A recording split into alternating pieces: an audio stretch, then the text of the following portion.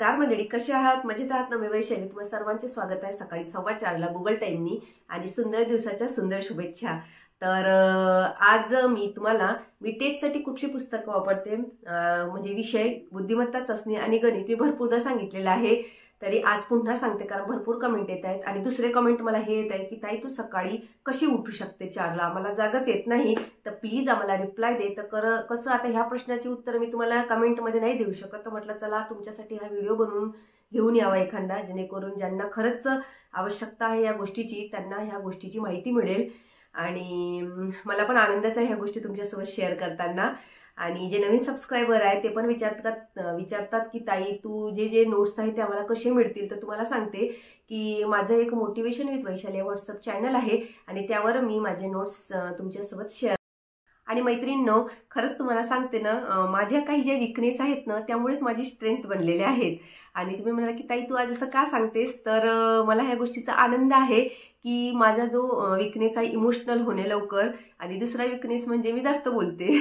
तर त्या विकनेस आणि त्या ज्या विकनेसमुळे मी जास्त बोलते किंवा इमोशनल जास्त होते त्या माझ्या स्ट्रेंथ, म्हणून आपण आपले जे विकनेस आहेत ते आपली स्ट्रेंथ बनवून जीवनात यशस्वी होऊ शकतो. तर कसं बघा, मी इमोशनल आहे म्हणून मी आज तुमच्यासोबत छान कॉन्टॅक्ट करू शकते, कारण मला इमोशन्स असे माझे उफळून आले होते की मला असं वाटत होतं की माझ्या ज्या मैत्रिणी आहेत की ज्या अशा मी ज्या संघर्षातून जात आहे किंवा गेलेली आहे, त्या संघर्षातून भरपूर अशा महिला ज्यांना लग्न.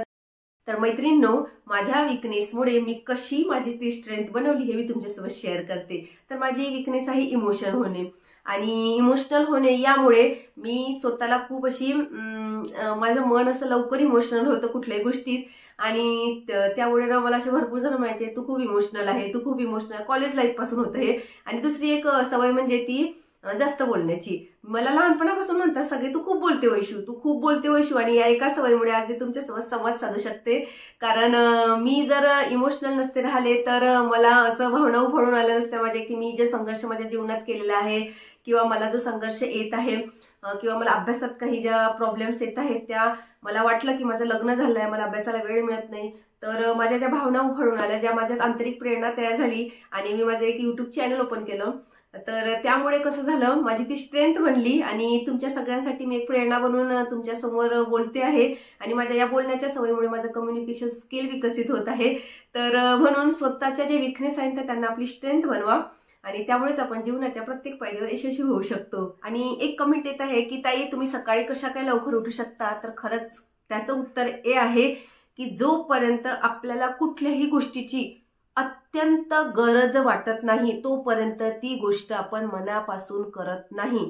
जेव्हा आपण त्या गोष्टीला वाटू की नाही आता ही गोष्ट आपण केलीच पाहिजे, जशी आपली उद्या एक्झाम असते तेव्हा आदल्या दिवशी ना बघा आपण जे वाचतो ना ते पेपरमध्ये येतं. तर का होतं असं, कारण आपल्याला माहित आहे की आपला उद्या पेपर आहे तर आपल्याला इम्पॉर्टंट टॉपिक आपण वाचले पाहिजेत म्हणून आपण तेच उचलतो. आणि जेव्हा 8 दिवस किंवा 1 महिना किंवा 4 महिन्याच्या अगोदर जेव्हा पेपर असतो ना तेव्हा काय करतो आपण सगळं वाचत बसतो. आपण असा विचार करतो का की काय महत्वाचं आहे तेच वाचलं पाहिजे, असं आपण करत नाही. का करत नाही, कारण आपल्या डोक्यात वाटतं आपल्याला की 4 महिने माझ्या पेपरला आहेत की माझ्या जो वेळ अजून, मी तेव्हा वाचून घेईल मी तेव्हा माझा अभ्यास करेल. पण जेव्हा उद्या पेपर असतो तेव्हा आपल्याला माहित असते की नाही आता माझ्याजवळ दुसरं ऑप्शन नाही, कारण मला उद्या पेपरला जायचं आहे. म्हणून आपण त्या अत्यंत गरजेने अत्यंत त्या नीडने आपण ते पुस्तक उचलतो असं छान, आणि फक्त ना इम्पॉर्टंट टॉपिक उचलतो त्यातले आणि तेच पेपरमध्ये उतरतात. म्हणून माझ्या सांगण्याचा अर्थ आहे मनात एवढी आंतरिक प्रेरणा तयार करा, मनात इतकं निकडीची गरज तयार करा की नाही आता माझ्यासोबत दुसरं ऑप्शनच नाहीये, मला माझे स्मॉल हॅपीनेस जोपायचेच आहे, मला पॉझिटिव्ह विचार करायचाच आहे, मला मोटिवेशन घेऊन स्वतः लाईफमध्ये असं छान मोटिवेट राहायचंच आहे, मला जर तुमच्या माझ्या क्षमता जपायच्याच आहे. जेव्हा ही गरज तयार करू ना आपण तेव्हा आपसूक आपल्याला आपल्या मनात वाटतं की नाही आता हे केलं पाहिजे, तेव्हा आपण त्या गोष्टी आपसूक करायला लागतो. जर आपल्याला वाटेल की नाही मला सकाळी उठायचं आहे आणि त्याशिवाय माझ्याजवळ दुसरं ऑप्शनच नाही, कारण मला दिवसभर वेळ मिळणारच नाही आहे आणि माझा आता पेपर आहे परवाच्या दिवशी, तर मला हे टॉपिक वाचणं झालं पाहिजे, तर बघा आपण बरोबर उठतो की नाही. म्हणून तुम्हाला सांगते की मनात इतकी अत्यंत गरज तयार करा ना, इतकी अत्यंत आवश्यकता तयार करा की मला वाटलं की नाही हे केलंच पाहिजे, तर आपसूक आपल्याला जाग येते. तुम्ही पण करून बघा आणि मग मला कमेंटमध्ये सांगा.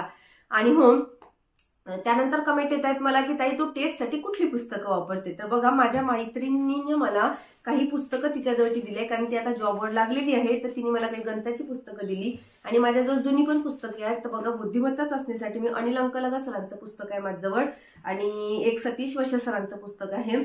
त्यानंतर काही अशी पुस्तकं आहेत जी बँकिंगची आहेत. ती हे बघा, आता तुम्हाला हे दिसत असेल उलटं, तर मी याचे फोटो टाकून देईल आपल्या मोटिवेशन विथ वैशाली व्हॉट्सअप चॅनलवर. आणि एक अग्रवाल सरांचं पुस्तक आहे, त्याचं बघा मी तुम्हाला इथे फोटो दाखवत आहे. ते पुस्तक आहे, मला भरपूर जणांनी विचारलं ताई कव्हर पेज टाक म्हणून. ते पुस्तक घ्यायचं आहे मला, अजून मी घेतलेलं नाही आहे. एक घेतलेलं होतं पण ते माझ्याजवळ दुसरं पुस्तक आलेलं आहे. जे पुस्तक मग मी शोधलं की ही पुस्तक आहे ते. आता ते पुस्तक शोधण्याचा प्रयत्न करत आहे आणि ते लवकरच घेणार आहे मी. आणि बघा, पुस्तक कुठलंही असो, अभ्यास करणं महत्वाचं आहे. कारण कुठल्याही एका पुस्तकातून सिलेबस येणार नाही आहे टेटचा किंवा कुठल्याही कॉम्पिटिटिव्ह एक्झामचा कुठल्याही एका पुस्तकातून अभ्यास येत नाही. आपल्याला असं ज्या पुस्तकातून आपली कन्सेप्ट क्लिअर होते, ज्या पुस्तकातून आपल्याला वाटते की मला इथून समजत आहे, म्हणजे कसं असते टॉपिक सेम असतात.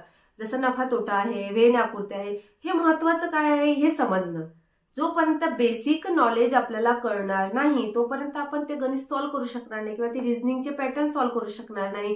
म्हणून आपल्याला बेसिक नॉलेज, आपल्या कन्सेप्ट क्लिअर होणं फार महत्वाचं आहे. मग त्या कन्सेप्ट क्लिअर आपल्या कुठल्याही पुस्तकातून जर झाल्यानं, जरी ते एखादं पुस्तक साधं असलं, जर आपली कन्सेप्ट क्लिअर होत असेल तर ते आपल्यासाठी छानच आहेत ना. मग राहिलं, आता काही पुस्तकं छान आहेत, पंढरीनाथ राणे, सचिन ढवळे सर, तर यांची पुस्तकं कसं असतात, म्हणजे पुस्तकं एक्झाम पॅटर्न ते त्यांनी छान सांगितलेलं आहे. त्यामुळे मग आपण ती तशी पुस्तकं घ्यायची. कन्सेप्ट क्लिअर झाल्यानंतर मग त्या पुस्तकातून प्रॅक्टिस करायची आणि काही त्यातून समजायला पण भरपूर सोपं जातं. म्हणून आपल्याला जिथून आपली कन्सेप्ट क्लिअर होतं ना ती पुस्तकं वापरा, जेणेकरून आपल्या सोयीनं मग आपण आपल्या एक्झाममध्ये आपल्याला छान मार्क मिळू शकतील. बघा, आपले जे मॅथ आणि रिजनिंगचे जे नोट्स आहे ना ते काय तुमच्याबरोबर शेअर करणार, कारण ते मी फक्त प्रॅक्टिस करत असते. आणि काही वाटल्या अशा की आता याचा नोट्स बनवायचं तर ते नक्की तुमच्याबरोबर शेअर करेल. पण माझी जास्तीत जास्त प्रॅक्टिस सुरू असते रिजनिंग आणि मॅथसाठी. त्यामुळे ते फक्त मी दाखवलेले आहे तुम्हाला मोटिवेशन विथ वैशाली व्हॉट्सअप चॅनलवर. काही नोट्सचे फोटो पण पाठवलेले आहे की मी अशी प्रॅक्टिस करते म्हणून. पण मला वाटतात की हे एवढं इम्पॉर्टंट नाही आहे. जे इम्पॉर्टंट आहे ते तुमच्याबरोबर मी नक्की शेअर करते. आणि जर यासमोरही अभ्यास करताना मला असं वाटलं की तुम्हाला मॅथ आणि टेटमध्ये हे इम्पॉर्टंट आहे तर ते नक्की मी तुमच्याबरोबर. म्हणून मैत्रिणींनो, तुम्हाला सांगते ना, आपली जी विकनेस आहे ती स्ट्रेंथ बनवा आणि त्या स्ट्रेंथना आधार घेऊन जीवनात यशस्वी व्हा. कुठलाही संघर्ष असो, कुठल्याही जीवनात अडथळे असो, घाबरायचं नाही. त्या स्ट्रेंथनी स्वतःला मजबूत बनवा आणि समोरची पायरी चढा. तर आणि अशी पुस्तकातून जरा वाचून घ्यायची उदाहरणं, त्यानंतर ती सोडवून बघायची आणि आपल्याला वाटतं की ते अंडरलाईन करून ठेवायचं. असा छान मॅथचा अभ्यास करायचा. तिथेच मग रफ वर्क असतं, तिथे आपली प्रॅक्टिस करायची. आणि चला तर मैत्रिणींनो, आजसाठी एवढंच. लवकरच पुढील व्लॉगमध्ये भेटूया एका नवीन विषयासोबत, एका नवीन अभ्यासासोबत. तोपर्यंत स्वतःची काळजी घ्या, आनंदी राहा, पॉझिटिव्ह विचारांना खतपाणी द्या आणि स्वतःचा स्मॉल हॅपीनेस जोपा. तसेच आपल्या ज्या विकनेस आहेत किंवा तुमच्या ज्या विकनेस आहेत त्यांना आपली स्ट्रेंथ बनवा. त्या जोरावर स्वतःला डेव्हलप करा आणि स्ट्रेंथ बनवून जीवनात यशस्वी होण्याच्या एक पायरीवर पाऊल टाकत चला. त्यांनी आपण आपल्या जीवनात भरपूर फायदा करून घेऊ शकतो. चला तर भेटूया पुढील व्लॉगमध्ये. तोपर्यंत